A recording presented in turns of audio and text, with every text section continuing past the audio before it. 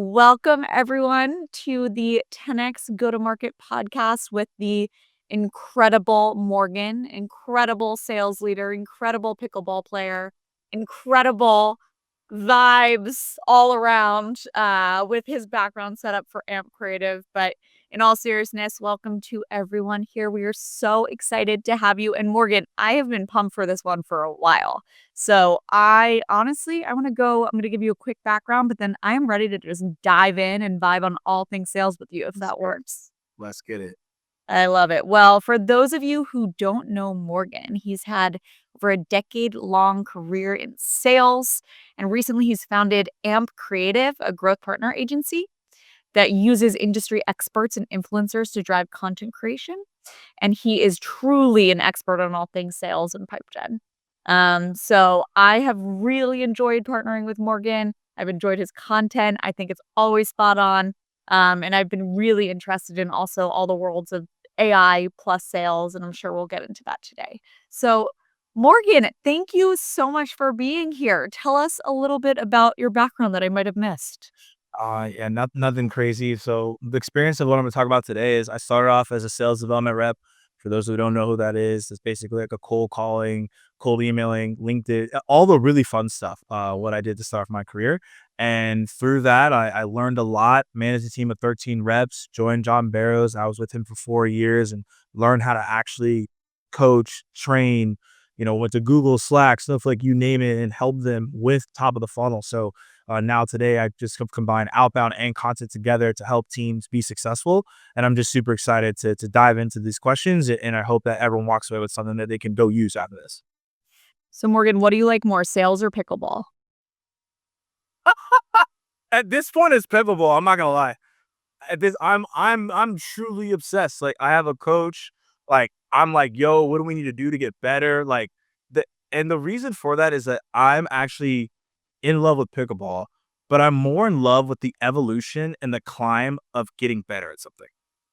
As we say, I see the internal competition, the correlation between pickleball and sales. It's like for me, it's just like the evolution of like being absolutely terrible and like not understanding the game at all to slowly but surely understanding how to play it.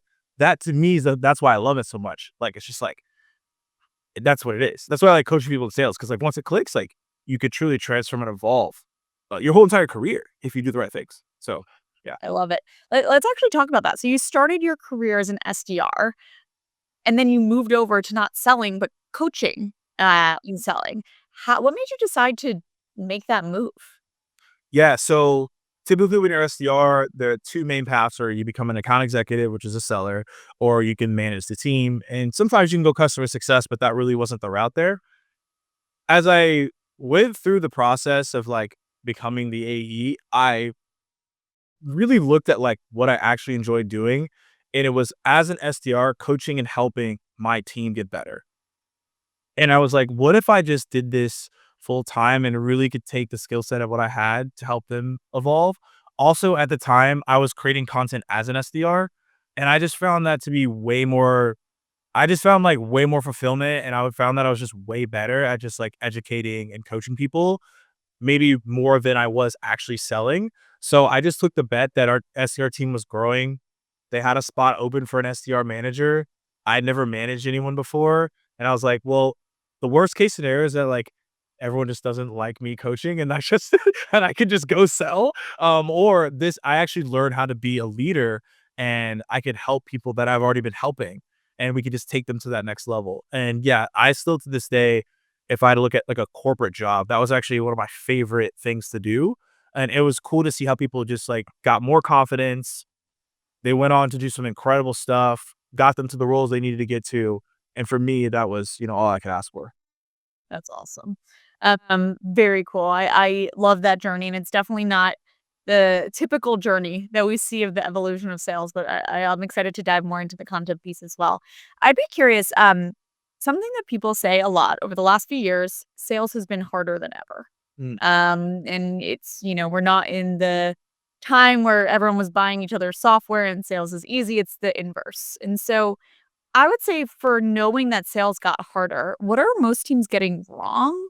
in doing sales in this new world? And then what are others that are doing creative and getting things right? Okay, let's talk about what people are doing wrong. So we can get you right as well.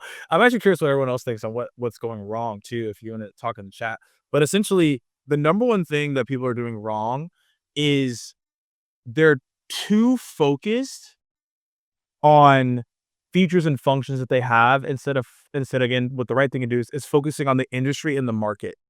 So I used this example the other day when I was speaking to a team. Is have you been to London before? I have. Okay, so they still speak English, but not really. You're like it's still English, but like they say some things that like you're kind of like, I don't know what you're saying here, right? Like when someone's like, "Yo, this is a little dodgy," I'm like, "Do I need to dodge? Are we gonna go see the Dodgers?" Like I just didn't get it. I was like, "I don't understand what you're saying to me." Like, and that's what happens though with most reps right now is that you're not speaking the same language as your buyer. You're talking about features and functions and lingo that has nothing to do with the industry. So the biggest wrong right now is you're just studying the wrong things. Like, yes, you need to know your product, but you need to know your industry in and out. You need to be listening to podcasts. You need to be reading the whatever, the newsletters, the white papers. Like, you need to be so ingrained in the language is as if you were that role. And that is actually how you're going to outsell and outperform every single person in your organization is by doing the one thing. That one thing alone I just told you, if you did that, you're going to outperform everyone. And I've done that in every role. When I was selling to marketers, I just listened to all marketing stuff. When I sell to sales leaders, I listen to all sales stuff. Like you have to be ingrained. Otherwise, like it's just not gonna work. The other thing that people need to stop doing is when you write an email, make sure it's something that you actually reply to. So I did an exercise with the team. Their messaging was not good. And I was like, all right, instead of telling you it's bad, I was like, I want you all to read this out loud. Hmm. And then I said, would anyone respond to this? Everyone said no. And I was like, so why are we sitting this? What are we doing? I was like, I've been there. I know my emails went bad in the past. I actually like messaged someone the other day. Like I was like, "Hey, what up?" And I was like, saw my message from like 2017, and I was like, "Please ignore the 2017 Morgan. Like that's not the Morgan you're talking to now." But the thing is, if you read your emails or you read your video message or you read out anything out loud, you'll quickly find that it makes no sense. And so I encourage everyone to do that because what you're sending, you need to read it out loud to say, "Would I actually respond to this thing?" And if you wouldn't, then just stop doing it. And what you should do is send your emails or your videos to your internal buyer. So, for example, when we would write email campaigns as SDRs, we sold account-based marketing. So we sold to like a head of marketing, digital, and a CMO. So we basically would get in a room, right, in the office, and we say, "All right, CMO, do you like any of this messaging?" And if they didn't, then we would change it because it doesn't really matter if I think it's good. I'm not the buyer. It matters if the buyer actually thinks it's good. So then we were able to manufacture, adjust, etc. Those different things. I'll say one more don't that I see that's happening quite often is there is levels where you do need to scale, but as a rep, don't think we need to scale first because you don't want to scale bad. Hmm. The first thing that you want to look at is, do I understand the fundamentals of how someone buys, the discovery, the prospecting, etc. Get really good at the fundamentals and then figure out how do we scale that. Don't come into me like, all right, cool. How do we scale? Well, you have nothing to scale yet. So we have to figure out what do we actually need to build as foundation in order to do that. So those would be my things that I would say across the board. It's super powerful and something that you mentioned actually it all ties through and being really, kinda intentional about the research that you do before sending out that email, and I totally agree. There's so much online now, so much data at your fingertips to be able to quickly understand, "Okay, what's happening at this account, the industry, the market, the person, and how do I value map our solution there?" Yep. And so, how do you make it so we can and that's where we live and breathe with Focus and how you can use AI to actually help do that at scale. So, Exactly. um, I totally agree. I'd be curious, you talked a little bit about the must-do steps for prospecting. It's doing your research, coming prepared, selling the market and the value, not just features. Do you have any proven scripts for cold calls that work or frameworks that you use to nail a cold call? This is gonna a lot of y'all are gonna roll your eyes. It depends. Yeah. Because okay, so we have Matt. He's in England.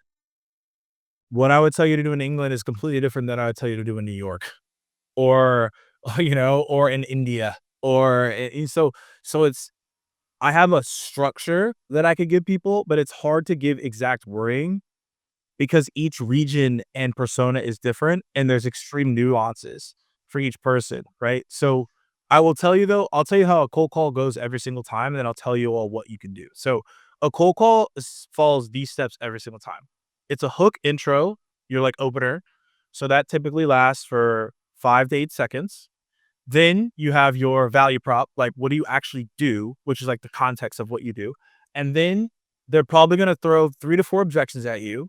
And then you should be able to handle them to close the call. That's literally how every cold call goes. Anyone could disagree on that, but like you can, I've analyzed 10,000s of them. Like it's the same thing every time. You have a good intro. If you can't get past the intro, that means you're saying something that's either boring, everyone else says, or your energy's super low, and that's why people keep hanging up on you. If Mhm. you can get past that, then your value prop, if you're just monologuing for longer than 30 seconds, typically there's an 80% drop off, which means that you're not going to convert.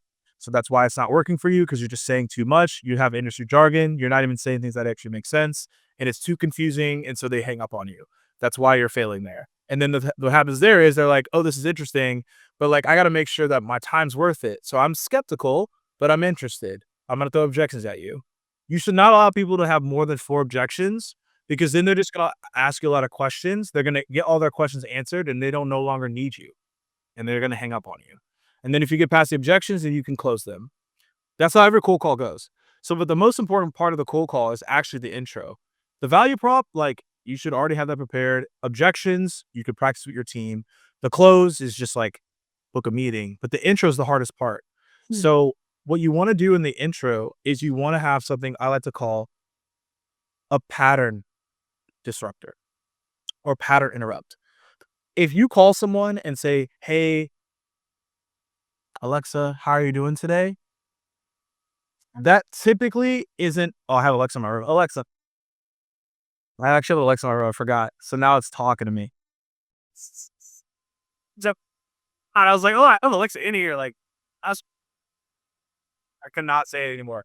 Um, but essentially, right, is you have to have something that's a pattern interrupt. So at the end of the day, you want to come in that with something that people haven't heard before. So my go-to is called the PLA, and I'll quickly do it for time's sake. Is I'll say, "Hi, Becca. Thanks for taking my call. Hey, look, I know I'm calling out of the blue here. However, do you have a few moments to chat?" And to break that down why it works is one, I never introduce myself or say my name because I'm not that important. Now, if I was The Rock, I probably would introduce myself every single time, but I'm not. So that's why I get away from it. But the PLA stands for pleasant, laughing, and arms up. You start in pleasant by saying, "Hi, Becca, thanks for taking my call." Most people aren't thankful for the call, so you immediately disrupt the pattern. So now they're going to level set with you. So psychologically, they're gonna be on the same level as you. The second thing is the laugh. So you notice I did a little chuckle there. Please practice this chuckle. If you sound insane or you sound like something crazy, you didn't get this from me. But I do the laugh because it just creates levity, so people are actually more at ease. And then A is the arms up. So I put my arms up because it changes the inflection of my voice. So it actually comes off as more question, more curious than actually more aggressive. So more people are actually more open to saying, "Yeah, I have time." So again, that's the way I would recommend to think about the cold call and the way to go about the cold call as well. And then what if you get, right away, like, "I'm hanging up right now." Do you just move on to the next, or do you push to keep them on the line? No, never move on to the next person and just agree with that. That is actually the absolute worst thing that you can do in sales because you're not going to have another opportunity. Yeah. So even if you're like, "I'm going to be rude," in my decade, I've trained, I don't know, probably over 50,000 people if I consider podcasts or like webinars. Like, I haven't had anyone ever in my entire career tell me that because they took an extra step or extra question that they flew to their house or their apartment and was like, "This was the worst cold call I've had of all time, and I'm coming after you." It's never happened. Everyone's afraid that the person's gonna come after you. They're not gonna come after you. They're gonna forget about you in like 2 seconds, which is the benefit of all this. So, yeah, if they say, "I'm not interested in a cold call," this is how I typically respond. I'll say, "Hey, yeah, like completely understand that you probably don't like cold calls. Look, I sometimes don't like making them, but all I'm asking for is 30 seconds of your time. And in that 30 seconds, I'll explain to you what we do here at Pocus. And if it makes sense, like we could put time on the calendar. And if not, you can hang up on me. Does that sound fair?" So what I do is most people just want an out. If you don't give them an out, they're just going to create one. So I've already created my own. Hey, look, if you want to get out of here, you can hang up in 30 seconds. You answer the phone, so I know you have 30 seconds. No one ever answers the phone and says, "I got 2 seconds." You wouldn't have answered it. So I know you have 30. So I say, "Hey, if you don't like this, you can hang up," but it allows for me to get my 20 seconds of my value prop off. And I also say, "Does that sound fair?" Because no one wants to be unfair psychologically. So they're going to be like, "Oh, that's fair." And then they let me do whatever I need to do. I'd be curious because now you're the expert of cold calling and you've done it so many times. Do you answer other cold calls? I do answer other cold calls. Here's the thing. I answer other cold calls if I'm available, but most of the time, if I'm being super real, my phone's on do not disturb because like I'm in like focused creative sessions. So most of the time I don't answer. But if I do, like I will answer it. So where do you think don't you think most people are, just phone on do not disturb? I would say majority of people are either shifting towards that. I know that Apple has spam risk on. I know some people have where their phone doesn't ring if it's an unknown number. These are things that are happening. So yeah, 100% that's happening. Yeah. So how do we overcome that with prospecting? Other channels? Other channels. You have to be using other channels. If you're just using one channel that doesn't it's just not gonna work. You have to think about using multi channels, right? Multi prospecting, which is talked about a lot. So, like, are you using email to a degree? I'm obviously super biased. Are you leveraging LinkedIn? Calling, obviously. Are you going to events that are appropriate, right?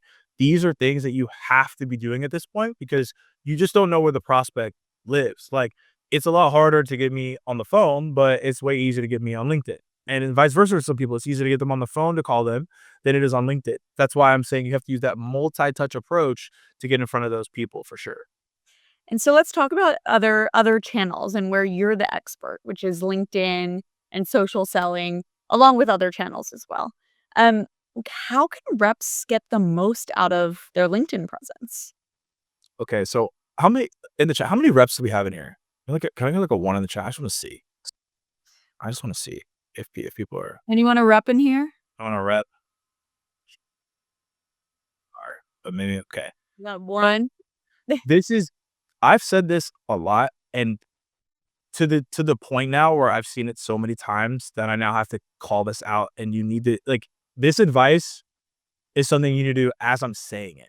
Like there's things you can do this is something you do like immediately. So most people don't know that your LinkedIn headline is a searchable thing, Hmm. like through Google, like an SEO search optimize. So from my understanding, Alexa, you probably don't either. Sandy in here, you probably don't do this either. I have talked to 0 buyers that tell me, you know what, today I'm gonna wake up and I'm just gonna look for account executives and SDRs to talk to. That's what I'm looking for today. I really just want to reach out to some SDRs. I really just want to reach out to some account executives, and I just want to be sold. Like, I just want as many of them in my inbox as possible. Like, that is my dream state. I have never heard that. Now, if some of y'all heard it, like maybe I'm missing out, but I've talked to a lot of executives. They have never told me that. So, why am I bringing that up? Most people's profiles, they'll say SDR at the company. That does nothing for you. That actually doesn't help you. No. Nobody's looking for an SDR.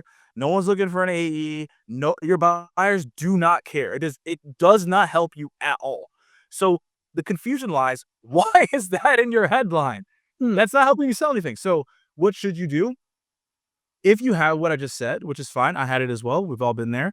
You need to change to what would the buyer be looking up? What is their pain point? What are you solving for? That's up to you to decide. But and again, you can use AI to actually guide you on this answer. To be honest, you could feed it all your buyer personas and all your challenges and tell you to write a headline. You could literally do this. I do it myself.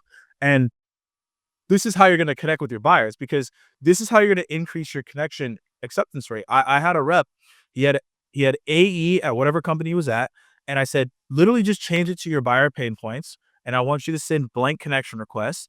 And he saw an 80% increase in acceptance rates. Why? Because he just did this one simple thing. He had it's like a 300% increase in profile views. It's just a simple tweak. I'm not saying everybody's going to do that, but that one simple thing is actually going to change the way that people are going to engage with you. Because now they're like buyer pain points. They understand my psychographics. They understand my buyer persona. They understand what I'm doing, right? They're going to get it, right? And that's what you want to do. So that's actually step number one is make sure you change that headline, send blank connection requests, and again, bias, but send videos and voice notes. And the reason for that is because there are so many, I know y'all focus on this too. There are so many AI bot comments now. I mean, you've seen these Yeah. getting out of hand, right? And now because there's so many AI just messages that aren't good, people don't know sometimes who's human. So sending a voice note, sending a video with the right research, right, with you all help with the right research and right insights, you're gonna stand out. And here's the thing: a lot of you are gonna be saying, "I'm afraid of video." But also I tell people, I'm more afraid of getting fired as a ref because what I'm hearing, right? I'm just telling you what I'm hearing in the market. I was literally talking to a leader yesterday and he has a team of 30 SDRs and they all spoke to their executives. And this is CFO, CTO, CISO, CMO, CEO. And I'm always in the market trying to understand what do buyers respond to. All of them said they would prefer a video on LinkedIn than anything else.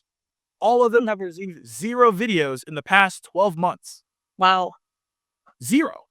So when I hear that no one is doing it and they prefer it, I just say, get over the fear and do it because there's an opportunity there.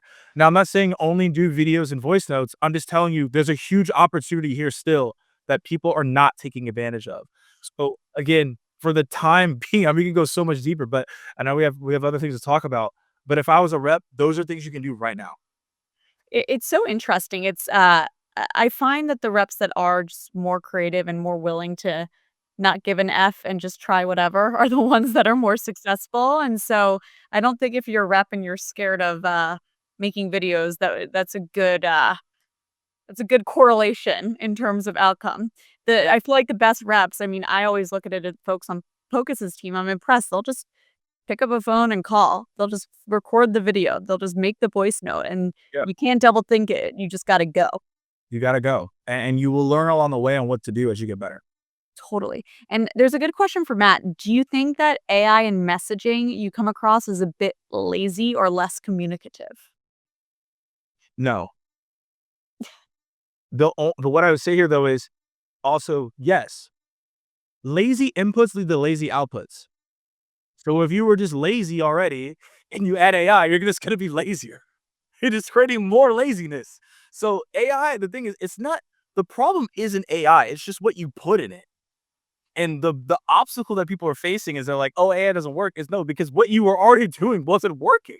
So you're just creating things that don't work at a crazier scale. Yep. So AI does work, and I'll give you advice on this. So this is something I shared in my newsletter actually today was go talk to your executives. Send them an email, text them, Slack them, whatever you got to do, and just tell them, just say, hey, what are the top 5 to 10 messages that you've actually responded to?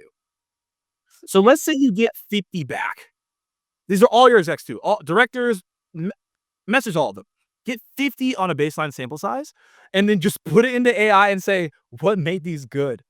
And what was the common thread between them? I've done this already. There's a common thread every single time. And so now you have your framework to send out messages to be successful. And now your AI won't be lazy because now you've created a model and understanding it for it to be smart. So that is where AI is not lazy. And that was a very smart thing to do. It's lazy when you already take something that doesn't work and you're like, let's create it. Or something that I see people trying to do. And I'm like, don't do that is telling AI, hey, AI, create a great email. Well, it doesn't know what a great email is. So it's going to be bad. So that's how you do it the right way. I really appreciate that, and that's what we talk a lot about at Pocus, where AI is not here to well, in our perspective, it's not here yet to fully replace all these salespeople, but where we see it is there's real opportunity for AI to supercharge sales teams and make them so much better because they can do the first AI can do the first level of research and consolidation and thinking to set the rep up to do that deeper critical thinking that AI can't do, rather than starting on the kind of baseline of just gathering all the research. Exactly. And I would be I mean, maybe it's the same as this or maybe it's different, but where do you think AI should and shouldn't be used in sales? Hmm. Shouldn't. Huh. Let's go to shoulds. I would say should 100% use for your calls. I mean, I think that's just a no-brainer at this point. Like, you're able to get summary emails out faster. You're able to figure out certain points that you might have missed right in the Yeah. call. And I think it allows you just to be more overall focused because you're not taking notes during it. You can just be very attentional with the call itself. So I think that's 100%. That's a should there. I think it's really good at figuring out the common thread of objections that you typically get and how to solve. So you can do like simulations with AI to figure out, hey, I keep getting this objection. What's the best way to handle it? Those are things that I do personally. Like, okay, this keeps coming up. Like, how do we handle this? And again, it's a good simulation you can have Yeah. with yourself back and forth. So you should do that. I already mentioned an example of what you can do, kind of that in and out example. So you could do the same thing. I think honestly, it just comes down to just not replicating bad inputs. I think Mm. that's really where I think people go wrong. I think also if you're just using it to well, AI comments for sure, like, don't use it for that. Absolutely stay away. If you're thinking about like, "Hey, let me do AI comments," like, just don't do that at all. Benefit. Why are there so many AI comments? I don't get the benefit of it. I understand the benefit, but the route is wrong. So the benefit is that it's a social platform thing. So the more that you comment, the more visibility your content will get. Hmm. Because people will see that you've commented on something. So as they scroll the feed, they'll say X person sees that you commented, so that will then psychologically trigger them to check out your profile. So that's why people do the AI comments because you're more visible to the reader, you're more visible to the platform. It shows that you're active, which will actually give you more boosts in their posts. This is Mm. all proven to be true. The thing is, the route of that is wrong because if I see you over and over again doing AI comments, I'm just gonna start not to like you. So then, so then over time, I'm gonna block you, and then now it's actually counterintuitive that you what you wanted. So the thing is, I understand why people do it. It's just the wrong route. So interesting. I and it also is even worse than the AI emails. The why they're just so clearly AI Yeah, when I see them. they're not the thing is most people when they do AI, they don't ask to remove the jargon. So there's jargon in those emails that we're seeing, and that's why we keep, going throughout these examples. And then also as well, right? It's people don't really look through again the emails that would actually they would respond to. It's not human. They just again they treat it as more of a genie than like it's just a filter of how to like get to the foundation. But people just see that as the end product, and that's why they end up failing or having an obstacle, at least from ours. Data in, data out. Morgan, this was awesome. I loved all there's a lot of good tactical tips in here that I'm gonna take away for our own team. So I really, really appreciate this. And I'm sure I love how you have clear examples on everything. You've done the research, you've done the thinking so to help get us ahead without doing having to do the research ourselves. I got you. So appreciate you. Where can people find you if they want to learn more? Absolutely. So LinkedIn, since we're already talking about it, connect with me there, and send me a note if you want to. I know I said send blank notes, but send me a note if you have any further questions, so I can dive into it. And then if you want super deep dives, YouTube, check me out there. I'm starting to do more YouTube videos, so that's where I'm at. Very cool. Thank you so much, Morgan. This was awesome. Absolutely. See y'all.